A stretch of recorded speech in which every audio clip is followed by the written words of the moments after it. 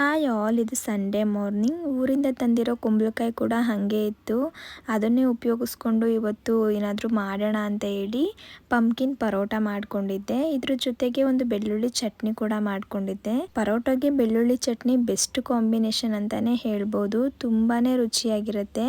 ಹಾಗೆ ಇವತ್ತು ಹನುಮಾನ್ ಜಯಂತಿ ಆಗಿರೋದ್ರಿಂದ ನೈವೇದ್ಯ ಮಾಡೋಕ್ಕೂ ಕೂಡ ಏನಾದರೂ ಒಂದು ಸ್ವೀಟ್ ಮಾಡ್ಕೊಂಡು ಬಿಡೋಣ ಅಂತ ಹೇಳಿ ಕುಂಬಳಕಾಯಿ ಪಾಯಸ ಕೂಡ ಮಾಡ್ಕೊಂಡಿದ್ದೆ. ನಾನು ಈ ಪಾಯಸನ ಫಸ್ಟ್ ಟೈಮ್ ಟ್ರೈ ಮಾಡಿದ್ದು. ತುಂಬಾ ರುಚಿಯಾಗಿ ಬಂದಿತ್ತು. ನೆಕ್ಸ್ಟ್ ಟೈಮ್ ಯಾವಾಗಾದರೂ ಇನ್ನೊಂದ್ಸಲ ಮಾಡಬೇಕು ಅಂತ ಅನ್ನಿಸ್ತಾ ಇತ್ತು. ಅಷ್ಟು ರುಚಿಯಾಗಿ ಬಂದಿತ್ತು. ಹಾಗೆ ಇವತ್ತು ದೇವಸ್ಥಾನಕ್ಕೂ ಕೂಡ ಹೋಗಿ ಬಂದುಬಿಡೋಣ ಅಂತ ಹೇಳಿ ಹೊರಟಿದ್ದೀವಿ. ಇವತ್ತು ನಾನು ವೇರ್ ಮಾಡಿರೋ ಸ್ಯಾರಿ ಬಂದು ಫ್ಯಾಷನ್ ಲೇಬಲ್ ಬೈ ಹರ್ಷಿ ಅನ್ನೋ ಇನ್ಸ್ಟಾಗ್ರಾಮ್ ಪೇಜಿಂದ ತರಿಸ್ಕೊಂಡಿದ್ದೀನಿ. ಪೇಜ್ ಡೀಟೇಲ್ಸ್ನ ಪಿನ್ ಮಾಡಿರ್ತೀನಿ, ಚೆಕ್ ಮಾಡಿ ನೋಡಿ.